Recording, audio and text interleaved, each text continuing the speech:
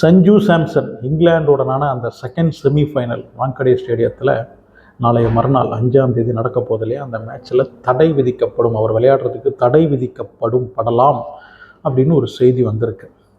எதுக்கு அப்படின்னா, நாம் அந்த மேட்சை பார்த்துருப்போம் இல்லையா, west Indies versus India quarter final மாதிரி இருந்த அந்த ஒரு மேட்ச்சில் சஞ்சுவோடைய அந்த கேம் இன்னும் அப்படியே கண்ணிலே நிற்கிது. அந்த ஃபோர் அந்த லாஸ்ட்டாக ஃபினிஷ் பண்ணிவிட்டு 2 கையும் தூக்கி கடவுளை வென்ற அந்த ஒரு காட்சியெல்லாம் பார்த்துருப்போம் இல்லையா. கண்ணை மூடுனா ஹைலைட்ஸ் மாதிரி அந்த சஞ்சுவுடைய அந்த ஷார்ட்ஸ்லாம் தான் வந்துட்டு போகுது.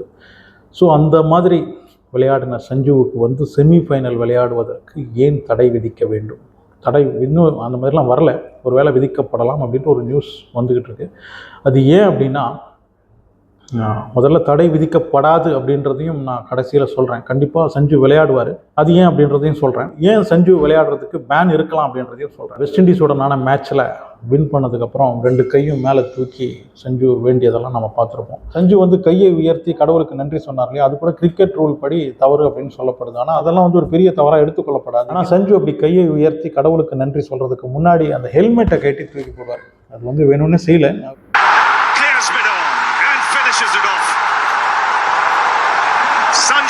நிறைய விமர்சனங்கள், அப்புறம் டீமில் இருந்தாலும் விளையாட வைக்காமல் இருக்கிறது, இந்த மாதிரி நிறைய வேதனைகளை அனுபவித்த சஞ்சு அந்த ஒரு மேட்ச்சில் அவருடைய அந்த ஒரு பர்ஃபார்மன்ஸில் தான் அந்த மேட்ச் ஜெயிக்குது. அதில் எந்த டவுட்டும் கிடையாது. அப்படி இருக்கும்போது அந்த ஒரு செலிப்ரேஷன் கண்டிப்பாக இருக்கும். அத்தனை நாள் அடக்கி வச்சுருந்த அந்த ஒரு வலி, கோபம் எல்லாம் அந்த நேரத்தில் அதை காட்டியிருக்காரு. அப்படி இருக்கும்போது அந்த ஹெல்மெட்டை தூக்கி போட்டதெல்லாம் அவருடைய கவனத்திலேயே இருக்காது. அது வேணும்ட்டும் செய்யலை.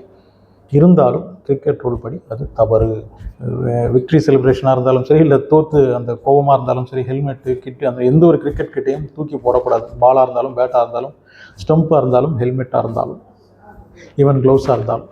ஸோ அப்படி பார்க்கும்போது சஞ்சு இந்த ஹெல்மெட்டை தூக்கி போட்டது கிரிக்கெட்டுடைய ஆர்டிகல் 2 படி அது தவறு அப்படின்னு சொல்லப்படுது. இதுக்கு முன்னாடி இதே வேர்ல்டு கப்பில் February 18 நேபாள் வர்சஸ் ஸ்காட்லாண்ட் அந்த மேட்ச்சில் ஜார்ஜ் மன்சே, ஸ்காட்லாண்டுடைய ஜார்ஜ் மன்சே ஹெல்மெட்டை தூக்கி அடித்ததுக்காக அவருக்கு ஃபைன் விதிக்கப்பட்டது. ஆனால் பேன்லாம் எதுவும் கிடையாது. 2023 ஒரு சம்பவம் நடந்தது. நம்ம women's cricket team Bangladesh tour போன போது இந்தியாவுடைய ஹர்மன் பிரீத் கவுர் அந்த பொண்ணுக்கு 2 மேட்ச்சு சஸ்பெண்ட், அதுக்கப்புறம் 75% மேட்ச் ஃபீயும் ஃபைனாக விதிக்கப்பட்டது. அது எதுக்கு அப்படின்னா, அந்த பொண்ணு ரன் அவுட் ஆன போது அந்த டிசிஷன் தப்பு அப்படின்னு சொல்லிட்டு அப்போவே ஸ்டெம்பெல்லாம் தூக்கி அடிச்சுட்டு, அப்புறம் அம்பையர் ஹர்மன் பிரீத் கவுருக்கு ரன் அவுட் கொடுத்ததுனால அந்த மேட்ச் இந்தியா தோற்று போகுது.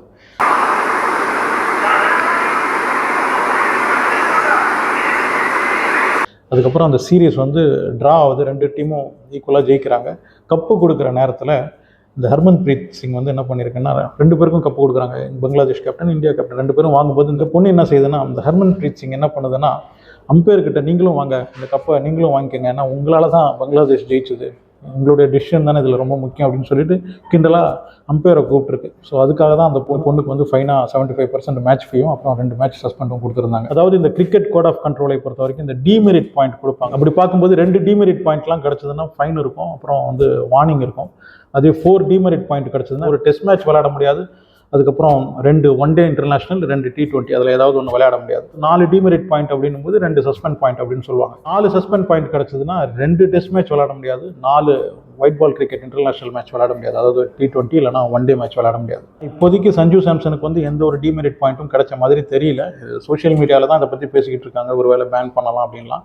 ஆனால் கண்டிப்பாக பேன் நடக்காது அப்படின்னு தான் நான் நினைக்கிறேன். ஏன்னா 2023 உமன்ஸ் கிரிக்கெட் டீம் பங்களாதேஷ் போன போது அந்த ஹர்மன் பிரீத் சிங்க்கு ஃபைன் கிடைச்சதுலேயே அப்போது ஐசிசி சேர்மனாக இருந்தவர் கிரேக் பர்கலே, அவர் கனடாவை சேர்ந்தவர். ஆனால் இப்போது அதுக்கப்புறம் 2024 அப்புறம் நம்ம ஜெய்ஷா தான் ஐசிசியுடைய சேர்மன். அவர் அமித்ஷாவுடைய மகன்.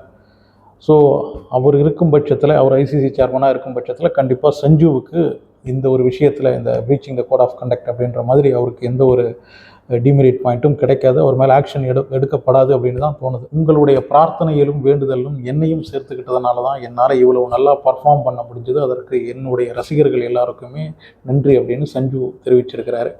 சரி, நாளைக்கு மேட்ச்சுக்கு போகும். நாளைக்கு மேட்ச்சில் New Zealand versus south Africa first semi-final. இந்த மேட்ச்சில் என்னை பொறுத்த வரைக்கும் நான் நியூசிலாந்து ஜெயிக்கும் அப்படின்னு தான் நினைக்கிறேன். நியூசிலாந்து ஜெயிக்கிறதுக்கான வாய்ப்பு தான் அதிகம். அது என்னுடைய கால்குலேஷன். நீங்கள் எந்த டீம் ஜெயிக்கும் அப்படின்னு நினைக்கிறீங்க? நியூசிலாண்டா, சவுத் ஆஃப்ரிக்காவா? உங்களுடைய டீம் இது அப்படின்றத கமெண்டில் வந்து சொல்லுங்கள். அன்னசுடன் சேனலை சப்ஸ்கிரைப் பண்ண மறந்துடாதீங்க. லைக்கு ஷேர்லாம் கூட பண்ணிவிடுங்க. மெயினாக லைக்கு கொஞ்சம் பண்ணிவிடுங்க.